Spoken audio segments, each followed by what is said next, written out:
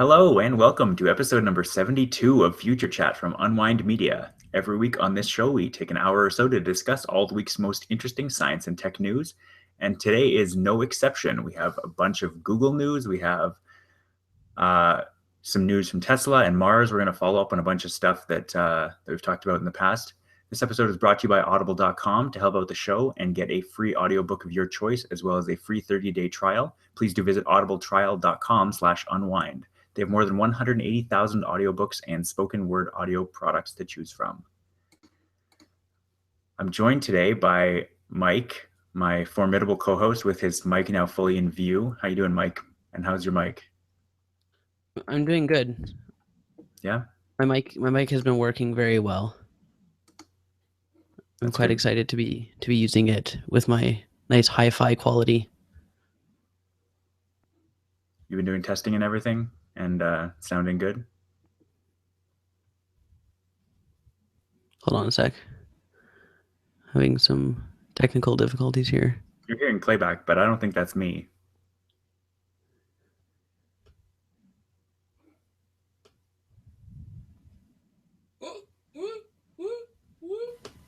Hold on. Why is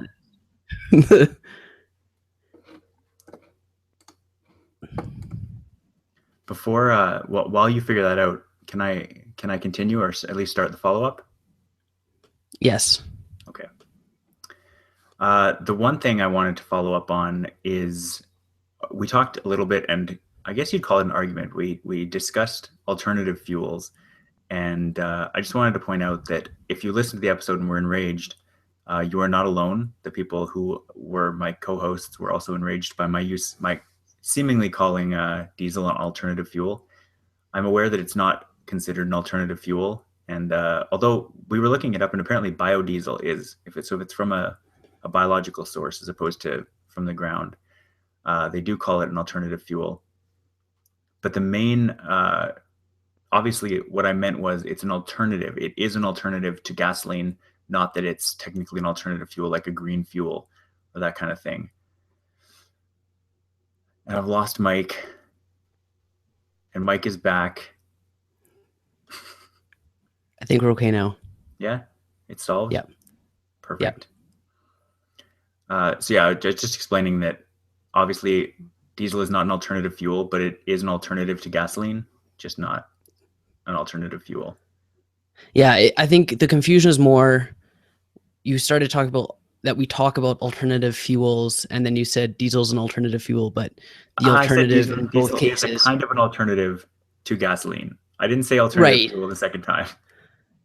That's the confusion. Sure. Part.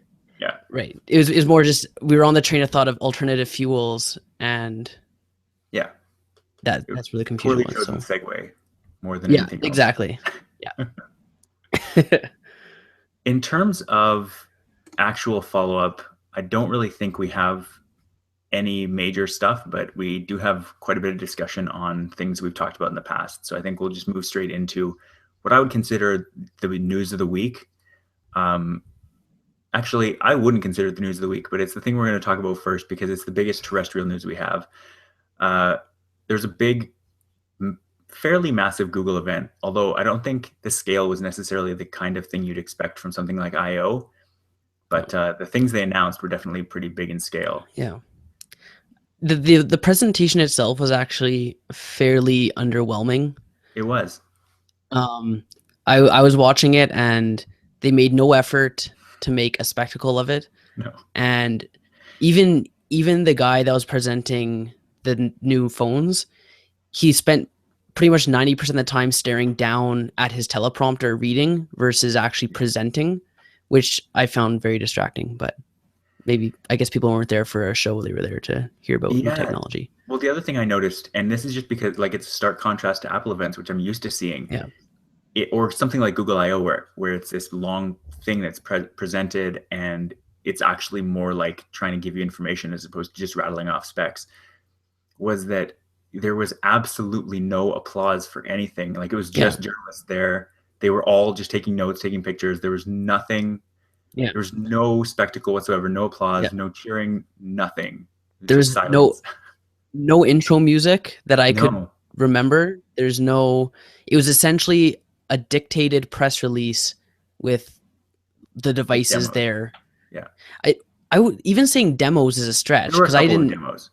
Okay, I saw watching a little bit in because I had work to do because it was the middle of the day. But Right. I, it's not the same kind of demos that you'd see at an Apple event for sure. No, the kind of thing they demoed Google Photos a bit, which we'll talk about later. Okay, But and again, the kind of thing you'd see with an Apple event is this demo goes perfectly. Everything has been like it's completely flawless. When the person says, and I get a notification, it's like already started popping up. It's like perfectly timed down to the millisecond. Whereas the Google guys, like the notification didn't even come for a while, and then one was like he had to stall for a couple seconds until it finally showed up. It yeah, was not quite polished. It was very much like a just spoken press release. yeah. But But that not to take aside, yeah. so they announced a couple of new old phones, updates to phones that have already existed. Which one of these are you most excited about? To be honest, and maybe this is just a matter of Android versus Apple, but I can't say I'm excited for either. Oh, You know, just I don't know. It's just a consequence of how Android works. That you have multiple manufacturers, multiple release cycles, different devices, all that kind of stuff. That it's hard to get pumped and excited for one specific device. So just even in my since I've been paying attention to technology and kind of being involved in paying attention to news and stuff, I can't say that I'm ever anticipating a specific device release. I think the exception is when it comes to smartwatches, just because it's a bit more of kind of a new and groundbreaking arena. right. Whereas when it comes to phones, I've just come to expect every manufacturer to have an incremental release that improves on the previous years. Um, I think Samsung, if anyone, has impressed me the most with their releases, just because they've been actually like new and different Yeah, phones as far as their approaches to design and functionality. But with these two specific phones, they're both good phones. They're improvements on what the Nexuses were capable of before. Just as a matter of how they've designed them, the 6P is obviously a better phone. yeah, I think the 5X is definitely attractive from a monetary standpoint. I'm glad they kept it at under $400 US. I yeah. think I was expecting something closer to the 500 mark, so it's good to see that the base model is still at 379. Obviously Canadian, that's going to be like 450, It's but 500 um, yeah, Canadian. yeah. So, but at least they're setting that bar a little bit lower for those that are expecting something more in their price range versus when they released the Nexus 6, and that was kind of already in the 450 range Yeah, right off the bat. But the 6P for sure would be the most attractive to me from a pure spec standpoint. But if I was to, I think even if I was to buy one, I'd probably go for the 6P versus the 5X, just because the 5X doesn't really offer anything that other phones don't already have that's true. that I can see. Yeah. Other than the And I think, updates, the fact how do that you it's a mean? Nexus device. Oh yeah, in the Nexus line, obviously is Yeah, different, but when you compare it to LGs or Samsungs, there aren't. I'd say they're equal to, if not a little bit less than, the most recent releases from other manufacturers. sure. And I think they've done that on purpose to give them that lower price point for those looking for a Nexus device but not wanting to spend $500 to $600 on one. Yeah, definitely. What did you take away from the event, and what kind of things did you like and didn't like? Well, so the phones themselves, I mean, it seems interesting. I have nothing whatsoever against Android phones, but like you mentioned, they all kind of blend together. So nothing in these phones really stood out to me. Um, Something like if I was going to get an Android phone, I would want to have something kind of cool about it. So if Samsung made a Nexus device again and call it like it was the Samsung Nexus Edge, I would buy that. I would probably want that phone the most because I like the concept of the Edge. I just think it's kind of cool with the rounded Yeah, edges and having stuff displayed on the edge. But I mean, these phones are fine. I'm now in the market after having the iPhone 6 for a year. I'm looking for a bigger phone because like realizing again, and this is something that a lot of people, a lot of podcasts I listen to and stuff I've written or read about, is that there are a lot of people who would still get a 4-inch phone, a 4-inch iPhone if it existed, but had the newest technology in it. But I just think Hmm. they're backing away from that. I think I would probably do the same. But like, if you have to go big to get the newest thing, you may as well just go all out and like replace your tablet and phone as well. Right. So that's what I think my next thing would be, is getting like the 5.5 inch phones. Um, Yeah. so the phones didn't really excite me, and again, the presentation did not help because I don't Yeah. know anything cool about the phones. I just know like the spec sheet basically. Right. Uh, the Chromecast seems very interesting to me. We can talk about that more later, but the most interesting thing to me right now, as an iOS person and as a person who is kind of in that ecosystem and probably wouldn't consider buying a Chrome branded product or a Nexus branded product, is the Google Photos stuff, because I absolutely love, like, I'm all in Google Photos. And Hmm. one of the things that I think I might have mentioned it in a past episode, like a really, really long time ago, is that when even when it back when it was Google Plus Photos, I was like, why can't we have a photo album that multiple people can contribute to? And that's something that they're saying. And I was so excited because people were talking about it possibly coming, the Google Photos updates that were rumored were possibly going to be coming yesterday, or the whatever day it was, the 29th, that they were actually going to be coming in an update that day. They were like, prepare your phones because the update's coming. And then when they said later this year, I was just so crestfallen. I was so disappointed that the updates weren't coming immediately, because I'm so Right. used to having that from Apple. Is like when they announce a new software product, Hmm. not at a developer conference, obviously, that normally it would be coming, but they're like, Right. hey, we have this, but not yet. You can't Yeah. have it for a couple months. Yeah. On that note, some things that were available right away were the Chromecast devices. Like Yeah, I was reading an article that people were able to order and it was next day shipping yeah, yeah, after it was announced, which was quite impressive.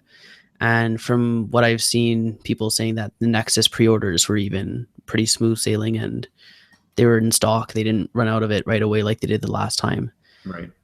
So yeah, that's good to see from an inventory standpoint that they're on top of it this time. That could just be because there's not a crazy demand for it as well because the iPhone was just released, so Yeah, you can't really follow that up very well. But and you know, like I said, this is fairly late in the Android release cycle compared yeah, to what the other companies have done, because you saw a lot of the announcements done at either IFA or at their own individual keynotes.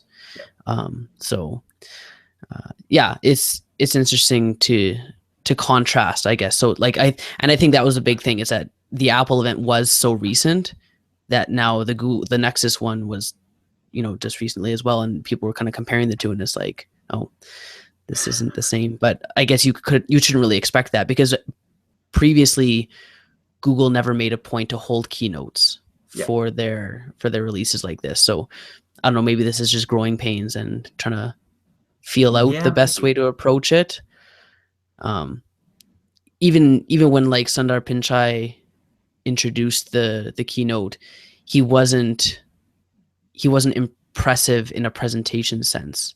Like He it was the most, wasn't, I think, the most charismatic, the most sort of leadery. But yeah, but he didn't warm up the crowd and get them excited the way that right. an Apple event would kind of make a point to do, right? He's now CEO of Google, right? Yeah, He didn't come across like grandiose enough, and maybe that no, was not yeah, going for, but yeah.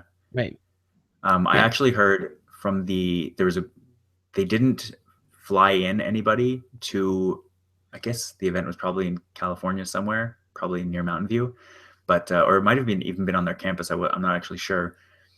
But they didn't fly anyone in from Canada. They had a separate Google Canada event where I think they just watched the stream and got like had questions answered afterwards. They had like a right, hands-on area type of thing, but it was sure, like a satellite event. okay. Apparently the 6P didn't even make it for the hands-on Oh part. Like wow, it didn't get that's there in brutal. time. Yeah, so Wow, people tried the 5 but didn't try the 6, huh? which is kind of crazy. Interesting.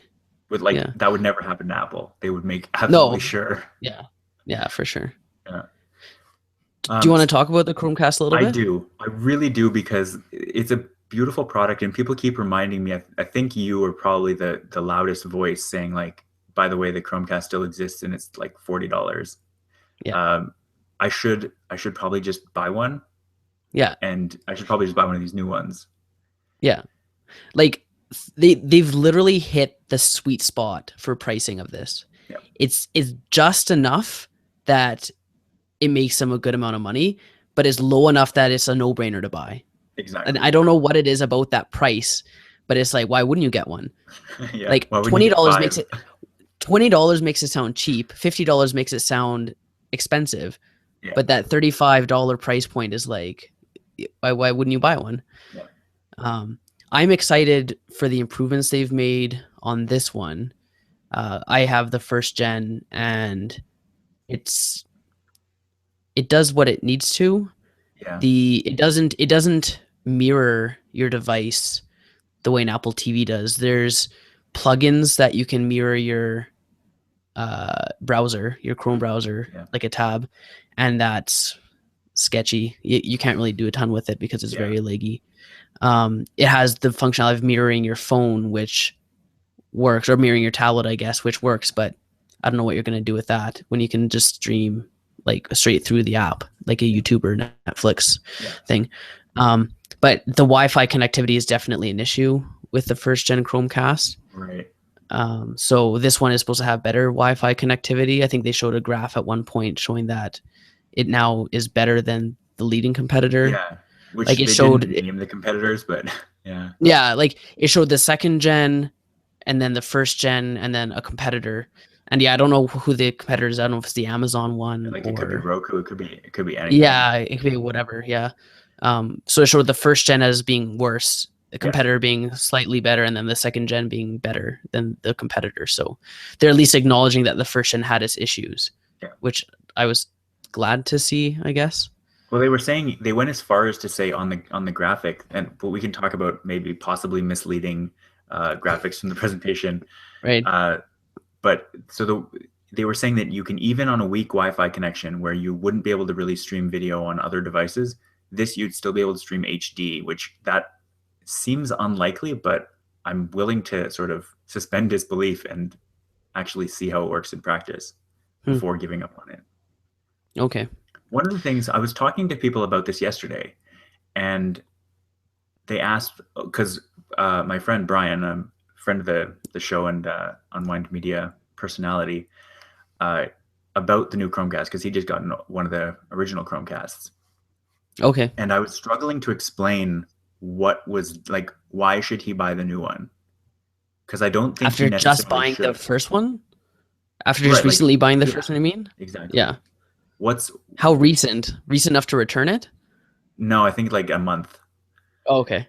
But so like because I couldn't think of anything compelling that I was like the Wi-Fi is better. Um, like it's the same functionality, right? In basic, just a Yeah, different like form. they're talking about gaming with this one, Hmm. similar to the Apple TV, Right. and where you can use your phones to control and play games and stuff with multiplayer. I don't know if that same functionality is going to come to the original. Hmm. It wasn't clear because we have to keep in mind that the Chromecast is more a middleman versus Yeah. a Yeah. driver, whereas the Apple TV is kind of its own mini computer. So I can see why the new Apple TV would offer functionality that the old one wouldn't. Hmm. But if they're giving new functionality to this Chromecast, I don't see why the old one wouldn't have it as well. Yeah. I could see why they might do that just so that people buy the new one, but I don't Yeah. see why it shouldn't be able to, right? Right. Because even when you're launching apps from your phone to the Chromecast, you're basically just telling the Chromecast to play that app with Yeah. that specific video. Yeah. Your phone isn't really doing anything. So I don't know. Yeah, it'll be interesting to see what development happens with the gaming functionality. The one thing that I found interesting and I didn't expect to see was the Chromecast audio. Yeah. Um, that's I don't know. It's intriguing. I can see why you'd want that. I have a device that performs a similar functionality that I got when I was a few years ago working at Canada Computers. We put this on the shelf and I immediately bought it because it was heavily discounted. Like our cost was very much lower than the retail price. It's like a Bluetooth dongle with a 3.5 millimeter audio jack, and it just lets you plug this, which is the exact same thing as the Chromecast audio. Lets you plug any set of speakers into it, and it'll just play the music. So I'm curious about this device because it seems really, really great in theory, and that it can make any set of speakers connected, where you don't have to buy like one of those fancy wireless Beats speakers or like a Sonos thing that has its own Yeah. wireless connectivity. But I was looking on the website, and the only service that can play music to it right now is Google Play. Like, I don't even think you can, if you had music on your phone, I don't even think you could play it to the device. Well, Google Play does play your own local Yeah, no, I music. I understand that, but like, I don't think if your phone had like no data, I don't know that you could play it from your phone, because the whole thing is it streams music from Google Play. That was the thing they were describing. Like, they were saying it doesn't waste your phone's Oh, battery because it streams okay. music. So like, if you don't have connectivity for that, Right. can it even play music, or does it rely on the internet connection? So that's another thing that I'm like, it's interesting, but it might have limitations that make it a lot less interesting. Right. That's what I feel Yeah, like a because I lot would of these have, things are. yeah, I would have thought that you could at least be on the same Wi-Fi network and just push audio to it, Mhm. but it sounds And like maybe that's you not the can, but case. yeah, it wasn't clear. Right. Hmm. Yeah, Yeah, and that's kind of been the limitation with Chromecast as well, that you're relying on the individual apps to give that Chromecast streaming. yeah, Whereas like versus just being able to, once you get the Chromecast, you can stream anything, because it doesn't work like that, which is unfortunate. yeah. I basically, throughout this presentation, I kept finding myself, like, through all aspects, like through the Nexus updates, through the Chromecast updates, through even the Google Play Music, through the Google Photos, like every aspect of it, I felt like you could precede most sentences they spoke with Apple announced this, so we're doing, and then the sentence they said. Like, everything seemed like it was like a comeback or a jab at the thing that Apple did. Like, they announced a free 90-day Google Play Music subscription when you get a new phone. Like, Mm-hmm. they were hitting all the points. They now have and this I thought was really, really funny. The burst mode that the new Nexus phones have Yeah, takes 30 frame per second photos, burst shots. Yeah, which is just like 30 frames per second. It's just a video that it's just a video without sound. Like, I get it's good that you have a fast shutter rate, but like, that's 30 frames a second is now just video. The live photos right. that Apple has, they're at least trying to be like, have this clever implementation to give you an interesting experience. And don't get me wrong, I love making GIFs by taking multiple photos with a burst mode, but it Mm-hmm. just seems weird to like go as high as 30 frames a second, because that is literally the frame rate that most video is at on phones. Yeah, well, Google's not making a GIF with 30 frame per second frame rate. They're taking the 30 frame per second burst and then making a GIF out of select photos out of that set of Are bursts. they? That's how I heard it. Because like They said with they'll use the shots to Mhm. make a GIF. I don't think they'd, yeah, because otherwise it's just a video. No, I That's think that's what's happening, because really. when I have, like, on my Google Photos app, when I take a burst, like when I do a 10-second timer or whatever, like a self timer on my phone, Hmm. it takes 10 pictures in the space of a second or something, or like half a second, whatever it is, Right.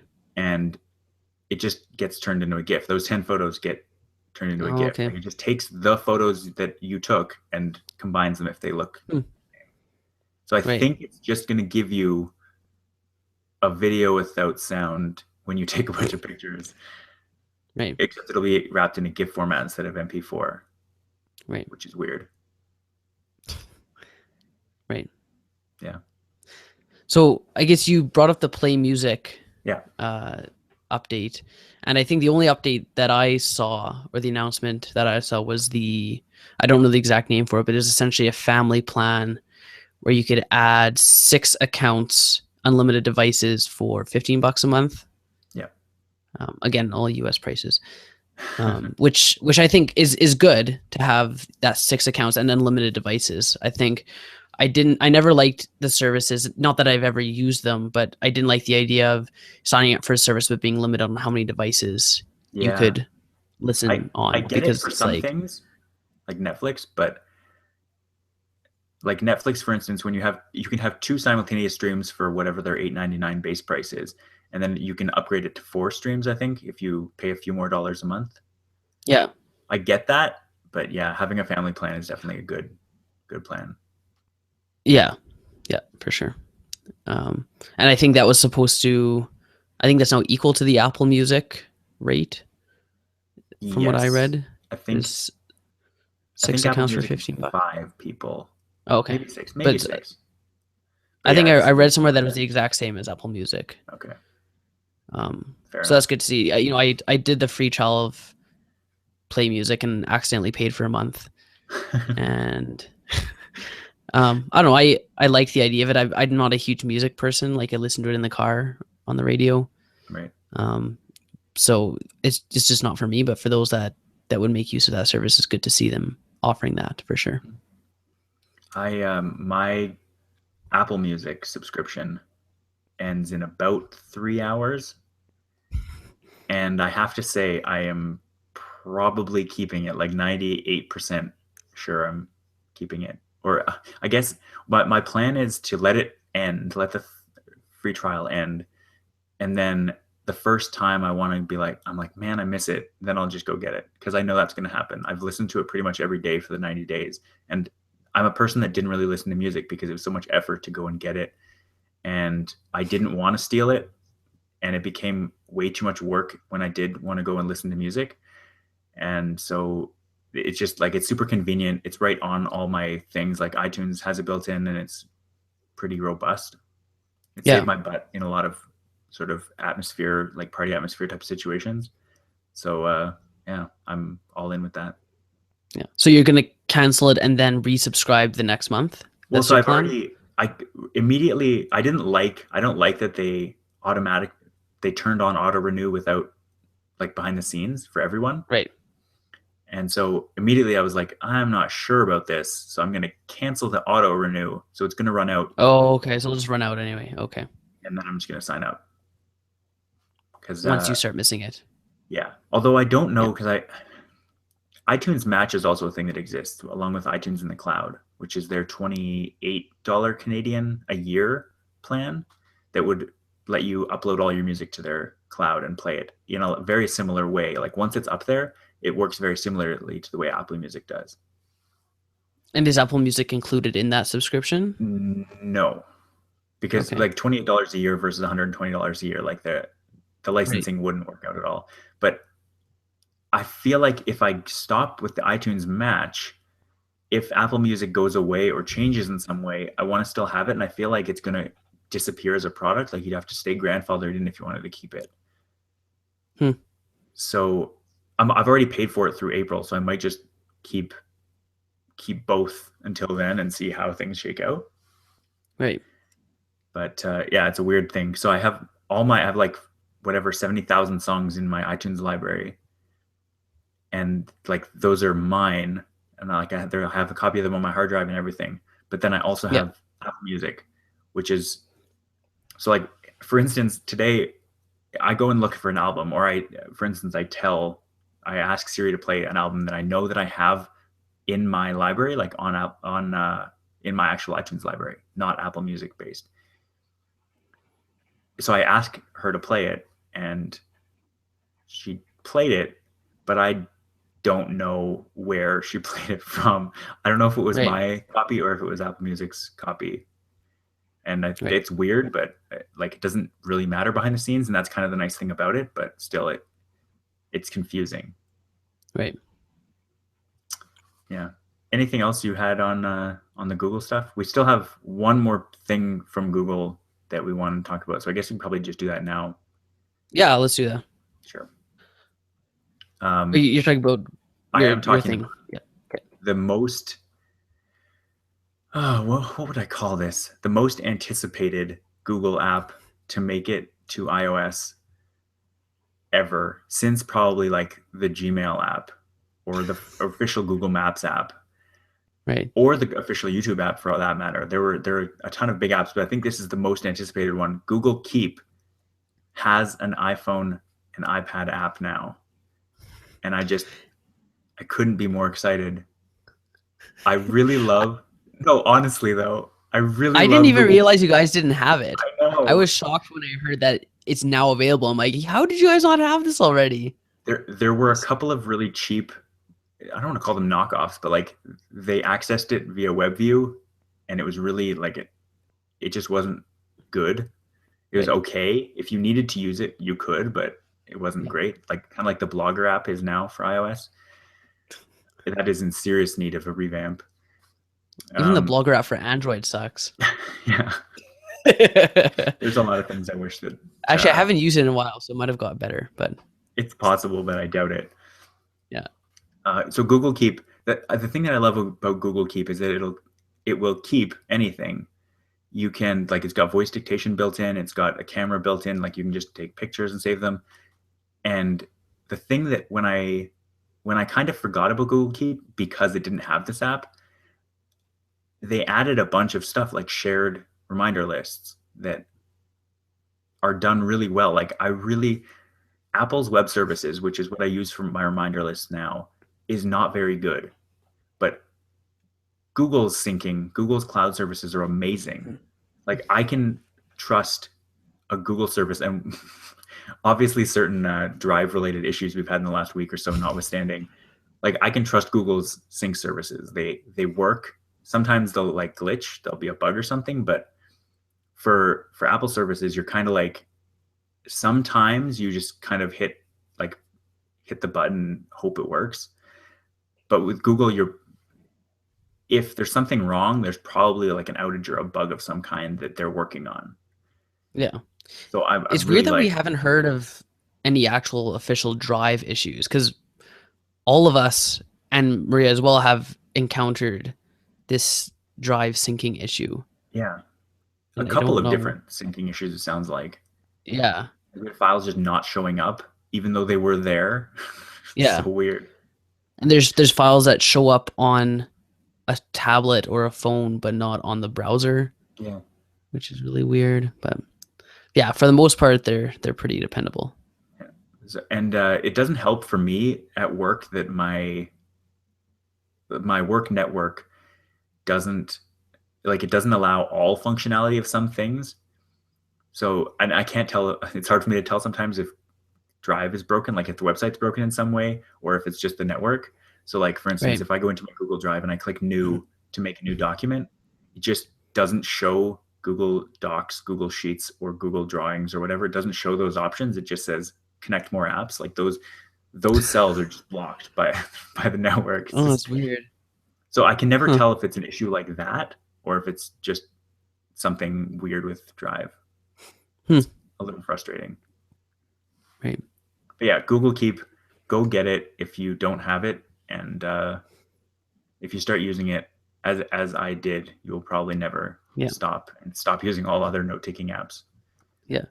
Even if you even if you want something that you can use to have a grocery list and share with someone, that on its own is worth using it for. Yeah, But it's yeah, definitely. it's really useful just to put stuff there that you'll need to reference later. Or, if you have like I don't know, I've used it a couple times when I have like a construction project.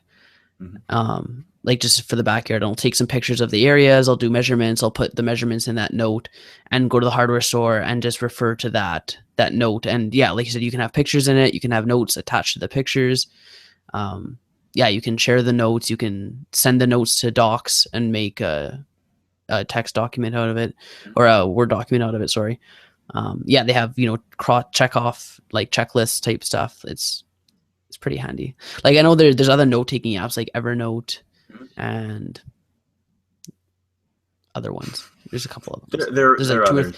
there's like two or three big ones, but Yeah, Keep is just because it's in the Google ecosystem already and it's just it works and is simple and you don't have to integrate it with any other services. It's just there. yeah. The one other thing that I just want to say before we leave Google completely is that today we are on we use Blogger as the Unwind Media platform, and they announced that Blogger got a pretty substantial update today, switching to the option to use HTTPS secure protocol. And I was so excited when I saw this, like literally so excited. And then looked at it, like clicked through, looked at it, and I find out that they don't support custom domains. So like this is only of right now. Obviously, I think they will at some point, but Yeah. right now it's only of use to like the most amateur of the bloggers. It, Right. it's just like, come on. If anything, you should be the other way around. Support custom domains Yeah. first, and be like, if you have Yeah. blog, you can also do this. Yeah. Yeah, but So it's is fine. that just so your browser doesn't flag it as a sketchy site when you go to it? It's just so it people like HTTPS probably is the way of the future. Anytime you're transmitting any kind of information, it just makes people feel better to have it be secure. Yeah. And it's becoming the web standard, and Google is pioneering that. Google's services are almost all HTTPS, and I think it just makes people feel better to have it be an option. Yeah. Simple as that. Yeah. All right. I think that's it for Google. We should probably talk about the biggest news in the solar system now. Yes. I don't know how much you have to say about this. I thought we should just mention it and then talk a bit about what we think the implications might be, and maybe some of the interesting. I've heard a couple of interesting anecdotes since we heard that there was water on Mars. Or even is water on Mars? It's not What? it's not a past tense. Right. So It's just we found out that there was water on Mars. Like we found out that that was a thing. Not in well, past we've tense, in been like the whatever verb tense that is still happening. Because there is a verb tense that you can use in that is happening okay. now that is was. That's the one I was Okay. using. Okay, gotcha. I'm not a verb expert. I just want to clarify that it's not there used to be, there is right now. It's alternative water. Yeah. um, yeah, so this is apparently extremely salty water, and it is like it's got perchlorate salts in it, which are pretty dangerous for humans. Um, I don't know what did you think was kind of the most interesting or far out thing from this news? Because I have a couple things, but I thought it was interesting how our expectations of what to see on Mars as we explore a bit more is, I think, as and the biggest thing has been, life on Mars, and as a corollary, water on Mars, or requisite, I guess, not a corollary, but a requisite being having water on Mars. That it was like, okay, there used to be water on Mars, and then it was like, okay, well, maybe Mars has like ice, mm, and then it's like, okay, well, maybe there's water very deep, and I was like, okay, there's like literally water on the surface of Mars. yeah. Well, And most seasons, like it comes and goes, yeah, and it comes and goes, yeah, obviously, but it's like where we're at the point now where it's just a matter of statistics and probability to find, like, coming across life, yeah, not like, seeing a rat on Mars, but yeah, at least evidence of a living organism right. somewhere. It almost seems like with astronomy, anytime there could be something, it ends up that there is, and it's just a matter of we hadn't seen it yet. Yeah. Like it was the case with planets. We were like, we're the only solar system with planets. There's no other planets. We haven't seen any. And then we found like one or two, and then now we've got like thousands, tens of thousands of planets we found like around other stars. Yeah. And so I think it was Bill Nye saying this, like if if we have if there's water on our planet and there's water on that planet, we have never found water on Earth that didn't have some kind of life in it. Everywhere that we have seen water so far in the universe, we have eventually found life there. And so it almost seems like of course there's life there. It's just a matter of us going and actually seeing it. Yeah. But that also led me to an article that I read today talking about how apparently there's an international treaty or agreement that if we discover life on another planet, or if we discover water on another planet, you are not allowed to go to that site. You're not allowed to go anywhere that there's water, because scientists are very, very worried. Like we mentioned, or like I mentioned, Earth is teeming with life, and we don't really know how to get rid of life. Like, we can sterilize things to the best of our ability, but we can't guarantee there won't be life somewhere. We have seen life survive in space outside the space station, like microbes will still survive, and they don't want to contaminate any water with Earth life lest it destroy possible Martian life. Like, that's an actual international treaty that has been agreed on. No country is allowed to go to a site that there's known to be water at. So now Hmm. any missions to Mars have to avoid any areas that could have that water. Interesting. Yeah. So you almost have to hope that you stumble across life. Like that's what you'd have to, because you can't go seek it out in the place where you'd most expect it to, Yeah. right? And even then, it's almost like, and I don't think this has really been decided because obviously we haven't been there yet, but I don't know what the protocol would be if they discovered life. What would you do? Would you leave immediately? Would you study it? Would you, like, there's no protocol whatsoever because we've never done anything like that. Right. It's kind of like the SETI mission or project, I guess, however you want to call it, that we're looking for extraterrestrial life and communications, but do we have a plan if and when we actually make contact Yeah. or get a message? Like, We yeah, don't. like I think we don't, or at least it's not a known one, and Yeah. it's like, what if the message is like, oh, we see your planet, we're coming to destroy you, like, Yeah. and that was however many light years, or however many light years away that message came from, and it's like, oh, so they're on their way. Yeah. Yeah, it's a really interesting problem because we just fundamentally don't and can't know what could happen. Yeah. And there's no way to, like, the only time we're ever going to get to test these kinds of things is when they're happening. You can't prepare for it really, because it could be anything. Life could take any form. I don't know if you've heard the metaphor of the the ant on the side of the road has no concept of human beings because we're just so far outside the scope of their universe. Like, they're just such an Sure. abstract threat Yeah. that there's no reason to even think about humans. They have no concept of what they are. And there could be a species out in the universe somewhere that is like that to us, that they're there. They're just on such a big scale that we don't even know how to look for them. Right. And they're traipsing around. They like look down and go, oh, look, there's humans running around. Ha ha ha.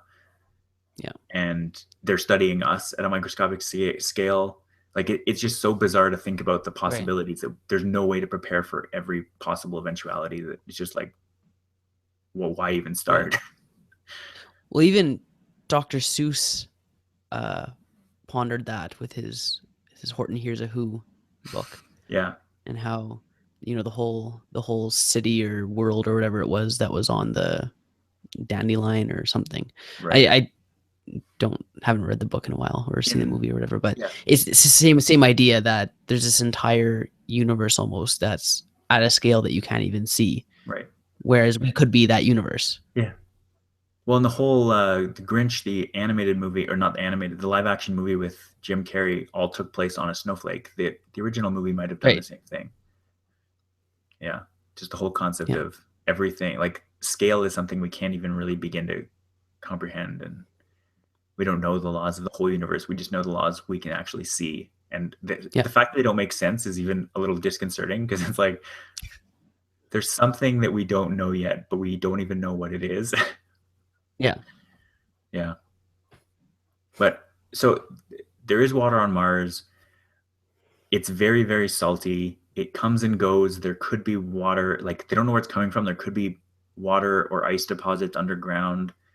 We know there's carbon dioxide there that in the ice caps, but we don't really know much about it yet. I don't even know. I was reading something, and did you know that it's actually 100% confirmed that it's what we think it is? Because I was hearing some people saying that it might not even be like it's not. It hasn't been rigorously tested. This is just like the theory is most likely showing that there's water. Like the Yeah, paper doesn't even conclusively say there is.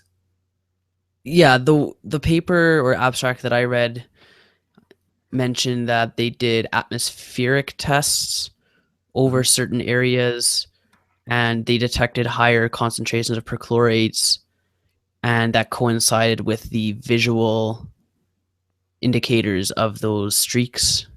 that they saw. So they kind of put two and two together and said, okay, that must be what that is. But yeah, I think it's a strong inference or hypothesis that it's water. But yeah, we haven't directly detected water. Right. But I think it's as direct as we've gotten so far, and maybe as direct as we'll ever get. Hopefully not, but Yeah. I think they're confident enough in it to actually do a press release and For announce sure. it. Yeah. I mean, And they put obviously, out the paper. it's not as rigorous standards as with the LHC and having the 5 sigma or Sigma. 6 sigma certainty, Yeah. but at least they're confident enough in it to announce it and explore it further. Yeah.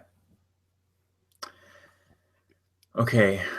Uh, Obviously, there will be more about water on Mars. This is like the first result, but I'm extremely excited to find water on another planet. And if we found, I just want to say, maybe I'll round this out. If we found life on Mars, I think that would be extremely compelling evidence that life is just everywhere in the universe. Because if it's Well, on it, no, but if it's on not literally everywhere, but like the planets thing, um, if there's life on Mars, the planet that's literally like the closest to us, there's probably life most places in the universe, like on a lot of planets, places where we couldn't consider. No, I really think that if life can survive outside of our perfect zone, and we know that it can survive in space, in the like near vacuum of space, not necessarily interstellar mm-hmm, space, but in planetary space, mm-hmm, it can probably survive most places in galaxies. yeah. I don't know if I'd go around attaching words like most, but maybe more than we think. People I thought that think there I'd weren't any other planets. no, I know, but to start saying, okay, we found it. There's life on Earth. There's life on Mars. Therefore, there's life in most places. That's bordering Fair, on the fair. gambler's That's a stretch. paradox. Yeah, Yeah, but I think definitely more places than we'd expect or yeah. think, for sure. If we can find Yeah. water in any kind of even semi-liquid form on a planet that seems so desolate, then Hmm. it's a good chance that there's probably water on a lot broader range of planets than we had thought, Yeah. which means that there's potential for life that's similar to ours. Yeah. The unfortunate thing is that with our current technology, not to say anything about extraterrestrial technology, but even if they're assuming there is life somewhere else in the universe, like life capable of communicating and interacting and that kind of thing, we'll never encounter it like in the next, the scope of our lifetime for sure, if not the next, 1,000, 2,000, even million years, right? Yeah, Because of how big the universe is. yeah. And that's, I think when did we talk about that? About getting, I think it was on Twitter or maybe on Slack that I wish I could just get frozen and wake up Yeah, like a million years later yeah, and see where we are. yeah. Like that would be cool. If you had a way to ensure your own safety in the Right. intervening time, Right. I don't know if this Like planet would Futurama be safe. style. Yeah, I actually yeah. watched the pilot of Futurama the other day and Nice. I I didn't I haven't realize. seen much of Futurama, but I should You said watch you it. haven't seen much of it? I've seen a couple episodes. Yeah. No, that's why I saw it on Netflix. I was like, oh, Futurama's on here. So Nice. I watched the pilot. I was like, oh, that's how he gets there. You have to Uh, watch it. so Mike, let's talk about the eclipse. You and I both want to talk about it. I need to do something first, unprecedented on Future Chat, and take a quick break. Okay. Okay, I'll be right Do, back. do you want me to talk about it? No, I mean you can, but I don't want you to. I want you to wait. Okay. I'll be right back. Okay.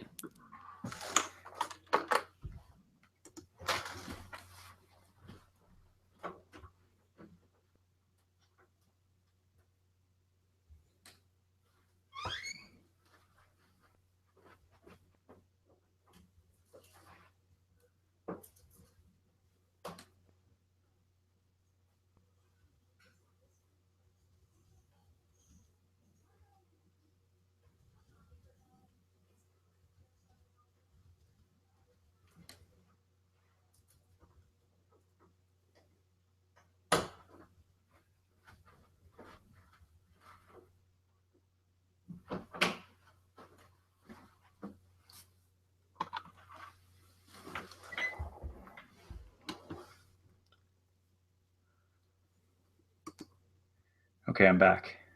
Okay. All right, let's talk Eclipse. What was your experience with it? My initial experience was soon as I started hearing the word supermoon being thrown around, I head desked and like, why are we doing this again? Because we literally just did this last year. Yeah. Um, but I ended up missing it because it was late and I didn't feel like looking out the window, and it was cloudy in Calgary. And from people's reactions on Facebook and stuff, everyone else didn't have a very good experience watching it either. At least here in Calgary, I think you guys, I know you guys were able to watch it for a greater amount, but I Yeah, think you eventually got hit with cloud cover too. a lot of cloud cover. Um, Yeah.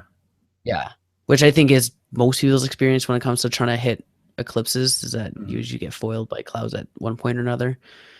I did like seeing the pictures that were coming out of it.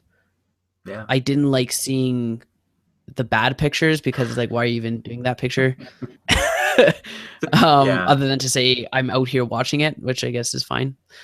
There were a couple of really cool, more artistic photos. Yeah. Like people went to great efforts to make a really nice looking photo. There's one viral one that was I guess you could call it a time lapse over Dallas, that showed the different stages of the eclipse, like the pre, and then as the shadow crossed over, then the red, and then crossing back to the other side. When I saw that, I was like, wow, that's a really cool photo. I'm impressed. And then I started thinking about it because that's just what I do, and Yeah. maybe it's a downfall, but because I can't just not worry about it. But I was like, is that real? Is that actually how it would look? Is that how it happens? Because it seemed to me like, I guess we can put a link to the picture maybe, Yeah. Sure.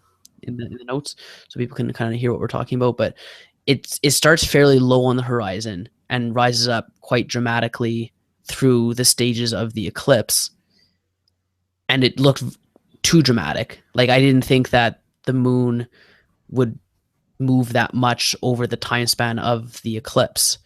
Because from my understanding, the eclipse itself, and maybe you can speak to this, only lasted maybe like an hour, Yeah. An hour if and a half. that. Yeah. So I don't know. Maybe if there's any astronomy experts on here that can attest to the stages of the moonrise and that kind of thing. Because Mhm. my understanding was that the eclipse didn't happen at moonrise; it happened at some point later in the night, and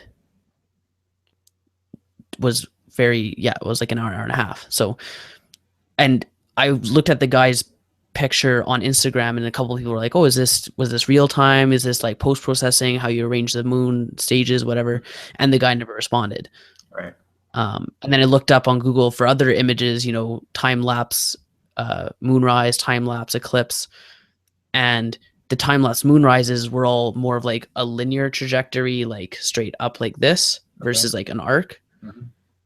And it didn't, yeah, it wasn't a very dramatic kind of arc that I saw in that picture. So, and the shadow progression, like the Earth shadow progression, seemed reversed in the picture, or like I just couldn't visualize it very well. So that's just more me wanting to kind of understand it a bit more versus appreciating the picture. Like it is a really nice picture, and I'll give full credit for that. But Yeah. I wanted to understand a bit more of kind of the real physical world progression of it versus just looking at the picture and taking it for what it is. Because I've had enough experiences of being fooled by internet pictures in the past, so Yeah. I don't want to just take things at face value all the time. Sure.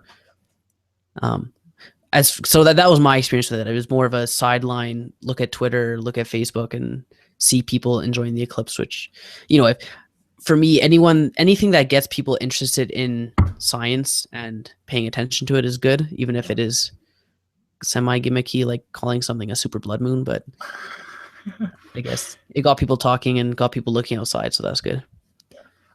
The whole super moon thing is fine. Like that's its technical name. It's just only like 1% It's not a or something, technical half a name. percent bigger. It's No, not but a technical name. It's the perigee or the apogee. okay, I no, think it's not. is It's the one not that's the closest. technical name, but it's like it's what you call it. It's not. It doesn't have to mean that it's huge. It's just close. But people go out and say, "Wow, look at that! How huge that moon is!" You can't tell that it's big. No, you can't. Just you can't. If It's it's just side by side, it's then the fact that sure. it's full that Right. makes it look big. Right. Yeah, but it is. And then I was hearing that the next one won't come until like 2030 something. And I was like, there's Yeah. no way that's real. That's the next one when it's close and eclipse, not the next Right. eclipse. They happen every few Oh years. yeah, no. Eclipses happen fairly regularly, I think. Yeah. Yeah. But so yeah, I mean, my experience was we went out and I had just gotten my telescope from my parents. They brought it from Calgary. So I was able to pull it out and get it working properly. It wouldn't focus for a while, but I managed to get that working just about half an hour before it started.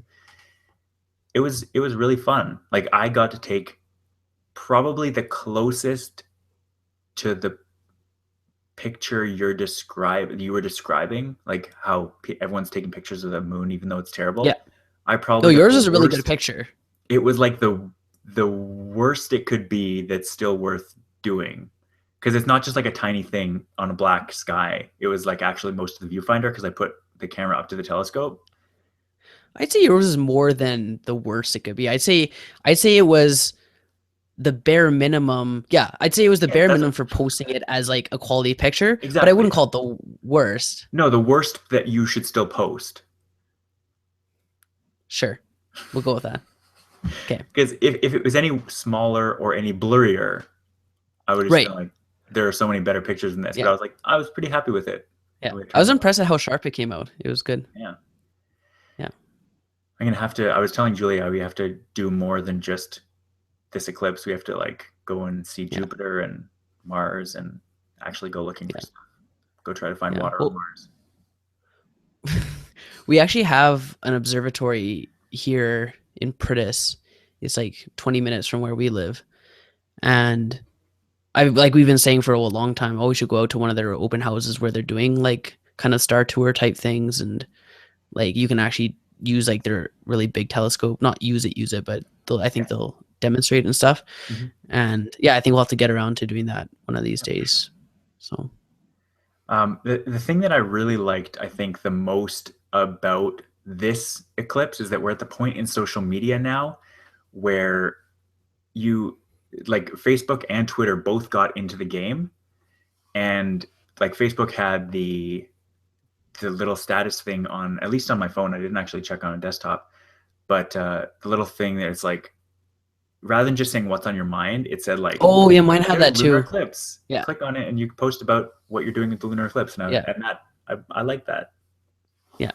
And I think Twitter, mine yesterday had, it's National Coffee Day. yeah. And then it said like, oh, what are you doing or whatever. That made Yeah. me hate.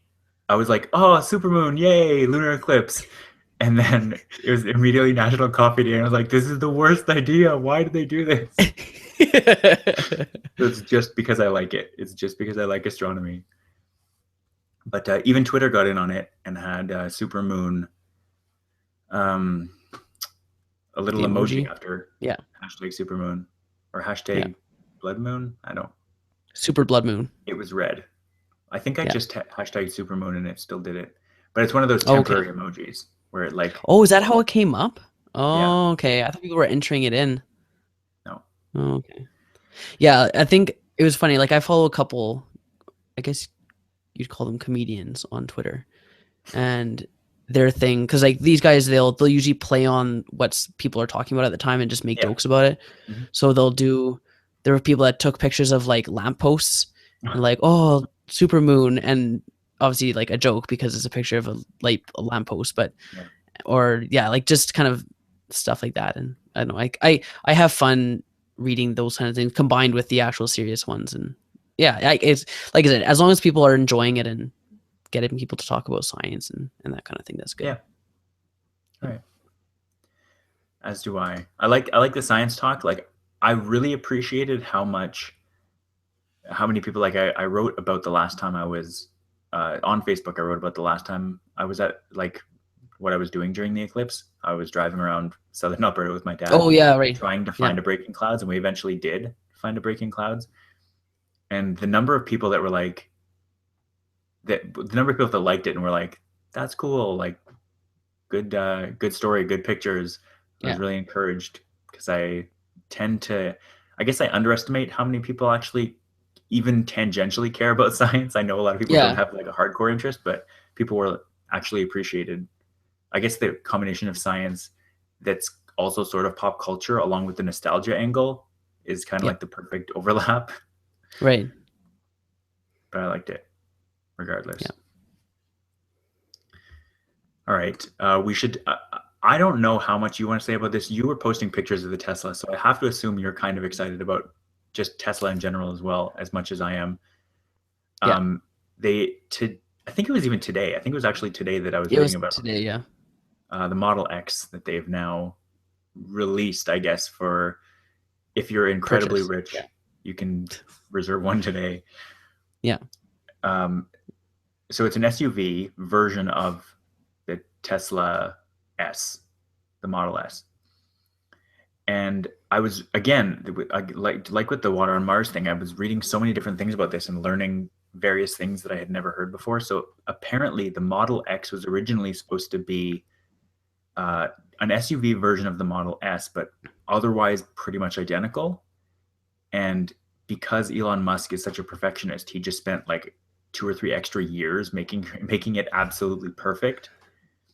And it was supposed to be kind of a stopgap, like not take too much extra work. They would release it shortly after the Model S, and then get immediately working on the Model 3, which is going to be the supposed electric car for the people, like the one that's $30,000 or $40,000 and Yeah, not like the entry level. Yeah, 130,000.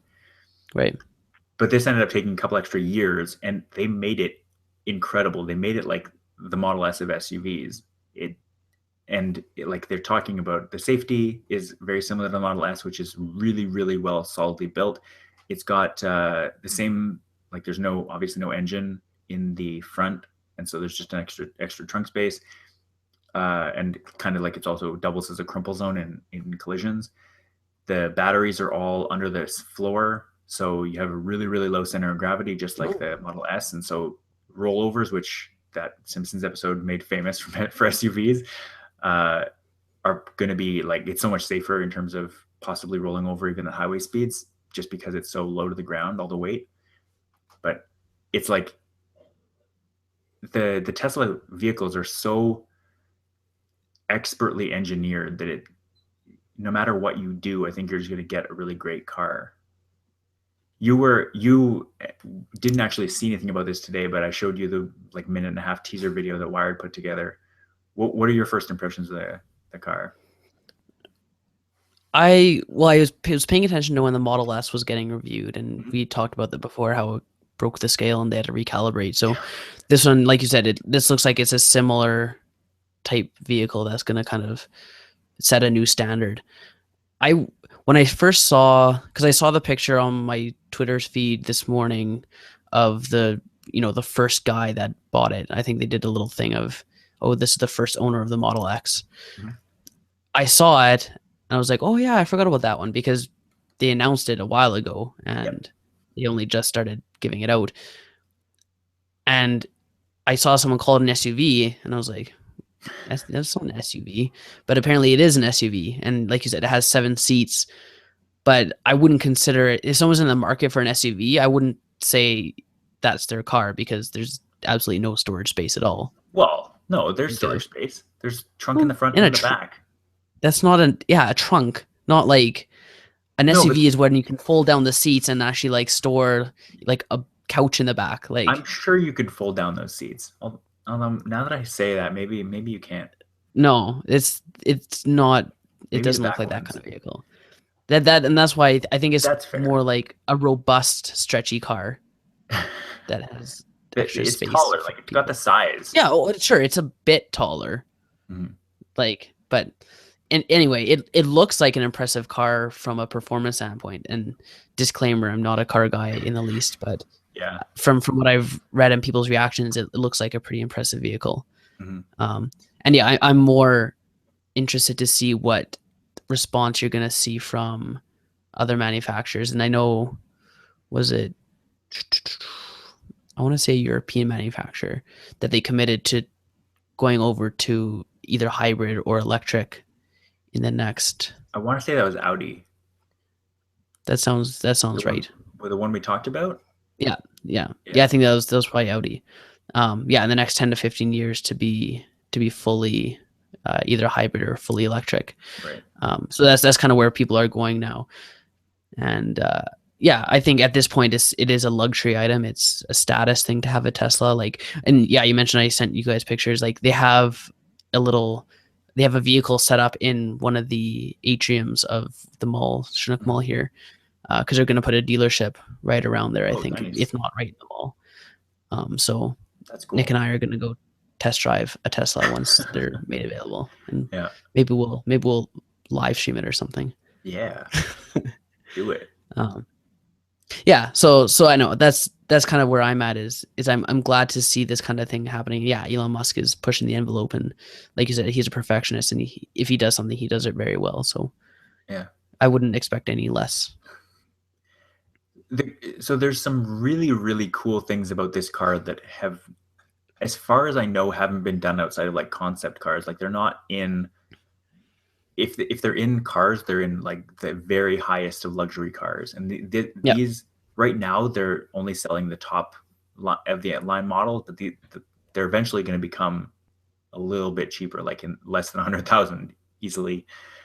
But so they have the what they call the Falcon Wing doors we were talking about earlier. And if you haven't gone and seen a video of this in action, you should, because it literally, like, the doors are on the side and they literally like come up like this and then end up Yeah. over top of the car. I realize that people who are listening can't see my arms, but go and watch the video, because the way they kind of go straight up and end up on top of the car means that even if they demoed this on stage, they had two cars parked right on either side of it, you can still get the doors open even if there are cars like literally right beside you. Oh, really? Oh, Yeah, okay. because they literally just go straight up. Hmm. And the middle seats, the middle three seats, are apparently, so I'll back up a bit. Tesla has the luxury, because they're kind of rebuilding in a car from scratch without an engine. They can kind of rethink every aspect of how a car is put together. And so for their middle seats, it's literally just one seat post in the center with three seats on it. And these are very thin, lightweight seats that are still apparently very comfortable and cushioned. But they're all anchored to this one center post, but they all recline independently. Like they're all individual seats, but they're in a cluster. Like they're all pilot chairs or however you want to call Yeah, them, all, or all captain's seven of the chairs. chairs Right. look like Yeah. the like bucket seats. Yeah. Yeah. Uh, yeah, it's the windshield is what they call panoramic. I don't know if I would really describe it as panoramic, but it's kind of like a windshield that goes up into a tinted sunroof. Like it goes up Oh, okay. behind the Right. driver's and passenger's head. Uh, like they've just taken kind of all the things you would think are like standard in a normal car, and they've just rethought it and tried to make it better, or sort of rethought in an interesting way. And I just really like all the things they're doing with it. I can't wait until the Model 3 comes out and I can go and buy it, Yeah. because I don't have the money for the X or the S right now. But at some point, they will be cheap enough that with a government subsidy for getting electric cars, I will be able to afford it. Right. And with your own solar panels at home to charge your charging Exactly. station. They, Yeah. they were saying, I don't know if this is uh, a full charge, but they were saying it charges in 30 minutes. I guess that's with the supercharger, but like, Right. and again, so I don't know the details of that, but I was hearing 30-minute charge, and I don't know if that's like a certain percentage, like it's half the batteries or something, but Right. I heard the number, I think it was 250 miles after a 30-minute charge. I don't know how long it is exactly to charge the full Tesla, because I've never been in Okay. one or had one. But the like battery technology is going to continue to improve. They've got that thing, the supercharger station that you can install in your home, that they're working on, like having a robotic arm that just goes and finds your call it a gas tank, your like battery inlet, and just kind of goes and Right. autonomously plugs itself in. Yeah. They're doing a lot of really cool things. Okay. Tesla came out today, so we can only say so much about it. There'll probably be more details that have come out. It does still Yeah. have the ludicrous mode, I noticed. So it does something like the the 0 Yeah, to they said 60 the speed. ludicrous mode would be available. I don't know Yeah. if this by the base model does. No, not the base, but the one that they're selling now, I believe, does. Uh, it still does, like it's like 3.3 seconds 0 to 60 for an SUV. Like it's just Yeah. ridiculous. It's Yeah. apparently insanely aerodynamic. It's like it's more like a sports SUV. Like you were mentioning, it's probably not the same height as a traditional SUV. Like they tend to be larger. This It's is not at still a all. very streamlined thing. You know what it reminds me of is it the Chrysler Magnum? I don't know that I I've think ever that's a heard of car. that car. You're looking it up? I am. Yeah, it's a Chrysler Magnum. Okay, look up Chrysler Magnum, and then Okay. um Yeah, it that's kind of looks like the Charger, the Dodge Charger, I guess. And it yeah, also maybe kind of that's looks like just the similar. 300. But it's, yeah, kind of like a long, stretchy Yeah, car. yeah, Okay, with a bit extra headroom, and sure. I guess this in this case an extra row of seats, which kind Yeah, of makes it the SUV. But right. um, Cool. yeah, You wanted to talk last week about the Pebble. So yes. why don't you talk about it now as consolation? Well, we it didn't seem that long ago that they came out with the Pebble Time. No, I It didn't. couldn't have been more than 1 or 2 months ago, Yeah. and I didn't expect this at all. Maybe I missed the memo on it, but they released a round smartwatch, a round Pebble, Hmm. and by all accounts, it looks like a pretty good watch. And the tech blogs seem to be on board with it as well. Um, you know, obviously it has its own, like just the Pebble interface has its own limitations that Android Wear would offer versus having the Pebble, Right. or the Apple Watch for that matter. Yeah. But for if what you're looking for is Pebble functionality and a nice looking watch, then this is definitely what you'd want to go for, because I found that the Pebble Time was very gaudy looking. Sure. It definitely wasn't my cup of tea. The functionality looked really nice, but the watch itself I wasn't a fan of. But this one definitely looks very nice, and it's very thin. It's light. Like the pictures of it looks like a normal watch, and it's got minimal bezel. And the one thing that I found interesting was the Pebble had always been touted as, the alternative to Android Wear watches with its extended battery life, where you'd get away with 7 days without a charge. Hmm. This one is now 2 days without a charge. Interesting. So obviously they were able to sacrifice the battery life for a slimmer, slicker watch, which I'm fine with, because people are used to charging their devices every day, at least overnight. So for me, I honestly don't expect a device to last longer than 24 hours because I'm probably going to charge it anyway. Yeah. Even if it's a watch, like I take my watch off at night, so if I have to plug it in, then like no big deal, I guess. Right. Um, but yeah, this one actually looks like a pretty nice watch. And if I was in the market for a Pebble or a smartwatch for that matter, right now, I'd probably be looking at this. But I think if you're looking for a watch, like a smartwatch, you're probably better off going like the Android Wear or Apple Watch route, where you have the touchscreen interface and the swiping and all that kind of stuff. From what I could see on this watch, it doesn't have touchscreen. Right. I could be wrong about that, but I know It doesn't look like it. It I would don't. be I don't weird if think it it. did have one. Yeah, I don't think it. That I think it'd be bigger news if it did. But I'm if I'm remembering correctly, it doesn't have the touchscreen just like the other Pebbles didn't. So if that's kind of what you're looking for is a very interactive user interface, then you're probably not going to want the Pebble. But if you're just wanting kind of something that can push notifications and tell you the time and do some minor fitness tracking, then this one should be good enough for you. Right. But it's nice to see that they've jumped on board with the round smartwatch for sure, because that's kind of where everyone else is going and what people are looking for when it comes to the aesthetics of a smartwatch. Sure.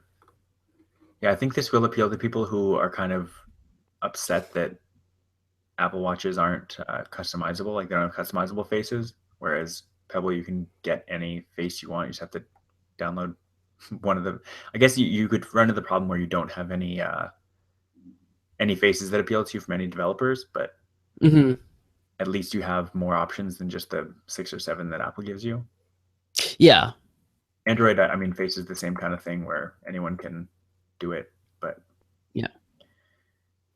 if you want, strikes me as the least possible smartwatch while still having some intelligence in it.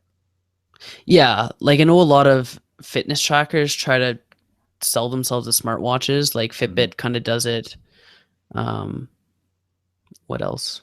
Just Garmin, I think, does it kind of. They have like, oh, it's a fitness wearable smartwatch thing. But yeah, those ones I wouldn't consider smartwatches. But yeah, I think this is kind of that line of being a smartwatch where Yeah.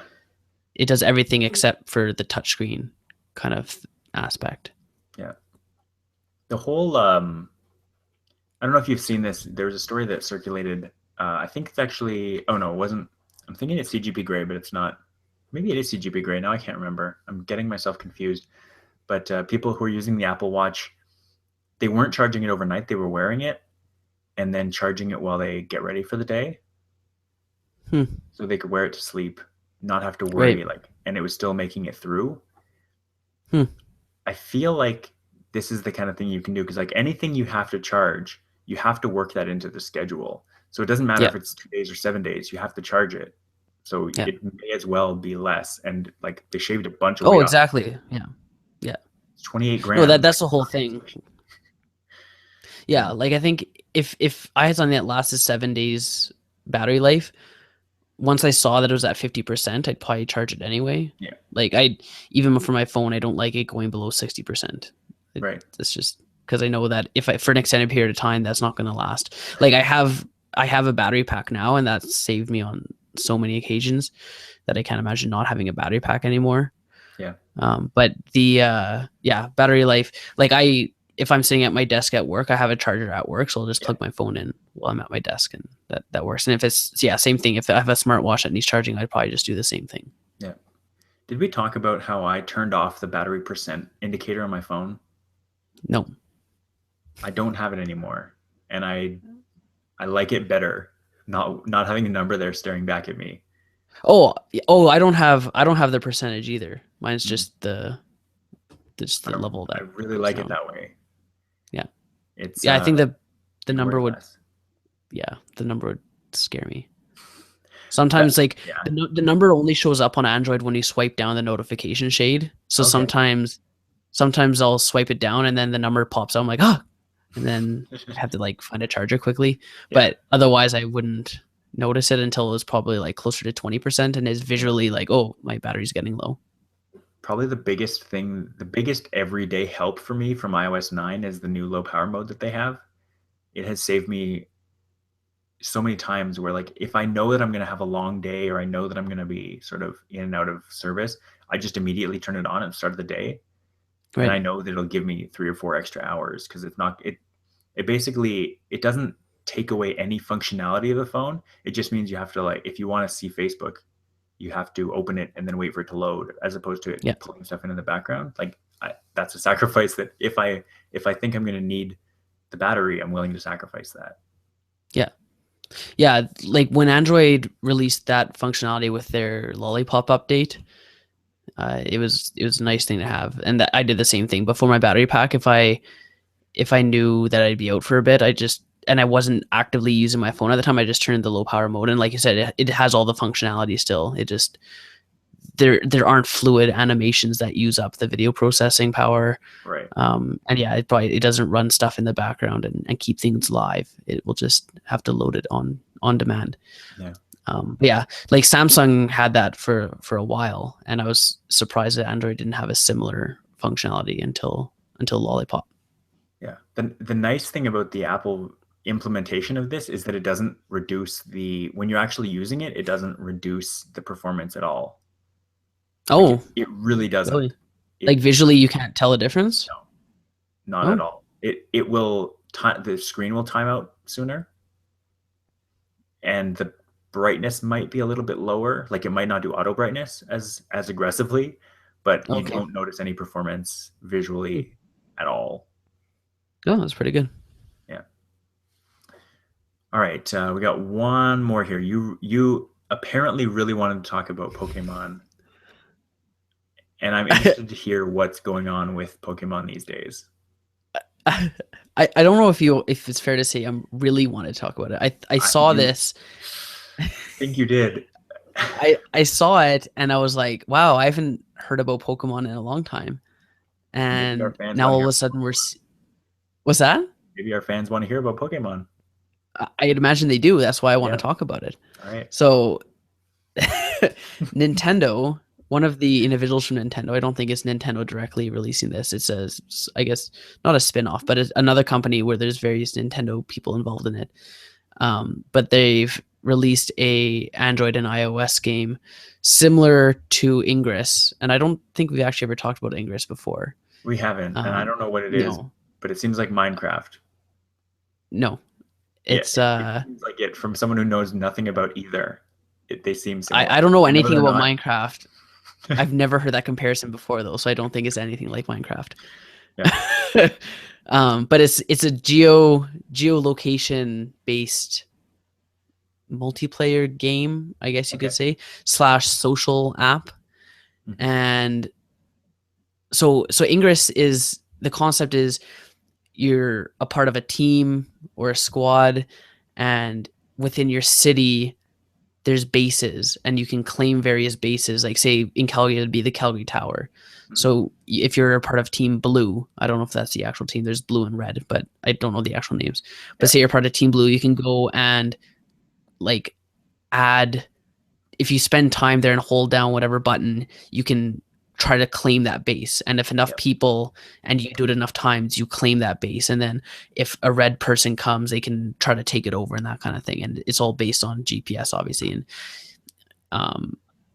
this Pokemon Go app slash game, it works off the same principle, but instead of trying to claim bases, you'll be wandering around the city and all of a sudden you'll get a notification saying, oh, there's a Pokemon nearby. So Okay. then you have to go and kind of search around. I'd imagine with some sort of GPS assistance, it would say how close you are Sure. and in what direction you need to go. And then you go and you have to battle this Pokemon and then capture it. And you can battle other people. So you capture a Pokemon and then you can go and battle other people. So it'll alert you when other people are nearby that you can battle with. You can trade Pokemon with them as well. So I don't know, it sounds fun. I It can't sounds imagine intriguing. myself. Yeah, yeah, it sounds intriguing. Like I think that'd be a fun thing to go out and just play Pokemon. Like I don't know. I grew up with Pokemon. I grew up collecting Pokemon cards and uh playing Pokemon on my Game Boy and all that kind of stuff. So yeah, for me it's a little nostalgic to see this come back. They have like 600 Pokemon now or 1500 or something stupid like that. yeah. I don't know why they had to go more than 150 but or An insane amount. 151 but Yeah, yeah. But I don't know. I think it's a cool concept. They sell this little accessory for it that's I guess not a watch, but it looks like a watch, but it's a strap in the shape of a Pokeball that vibrates instead of having to use your phone to send you notifications. So right. it just kind of is easier to do that. I don't know if anyone would actually go around wearing this thing, but unless you're a kid, I guess. Yeah. I should Um, point out we have one viewer right now, and I think it might be Keegan, another friend of the show, a friend of Unwind Media. He has played location based game like the one you're describing. I think it might even be Ingress. Uh, he left a comment about an hour ago saying that he wanted to know if we were going to talk about Mars. And okay. so, if the viewer is Keegan, we did talk about Mars, but you'll have to go back like half an hour. And if you play Ingress, then I called it because it does seem very interesting. I don't know that I like. It would take sort of you'd have to dedicate some time to it and be like, okay, for a few hours, I'm going to go play this game out in the real Yeah. world. But it doesn't seem like something that would easily integrate into your normal life. And I think that's the Right. kind of like you wouldn't be able to play it on the bus. You would like you would Right. with a like Angry No. Birds or something. No, you'd play it on a lunch hour wandering around downtown. Yeah, And if you happen to come across another player, a Pokemon that notifies you, then you do that for that, 5 minutes and then you'd be done for that day. right. Yeah. Yeah, but it seems interesting, and it's so the you get like a separate device, right? Well, you can.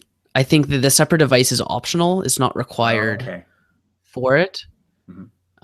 The main thing is the app, and it sounds like there's I think it's a freemium game, Okay. so you can there's in-app purchases that can be made to like well standard Pokemon ones like either health candies or level up things or any of that kind of stuff like potions or I don't even know if they have potions. I can't remember now, Sure. but things to heal your Pokemon or level them up. You could probably buy in game, Right. and that's probably how they make money versus selling it as a separate like a flat cost. Yeah. Um, I'd hope that you'd be able to get away playing it for free just fine. That I know that a lot of people aren't a fan of freemium because the game or app is basically useless unless you spend money on it for some of them. Yeah. So hopefully this isn't that same type of setup, but I'd definitely be interested in trying it just for the novelty of it, I think, for a little Yeah, bit for sure. anyway. Cool. Yeah. Well, that's all we have this week. Is there anything else you want to say before we go? Uh no, I think that pretty much covers it for this week. Okay. Yeah. Hopefully, come next week, we'll be back to our normal Sunday schedule once Hmm. things stop being summery and vacationy. Yep.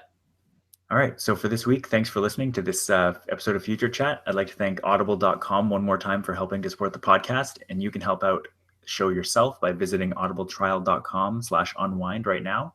You can start a free 30-day trial of their service from that link, as well as get a free audiobook. That's audibletrial.com/unwind.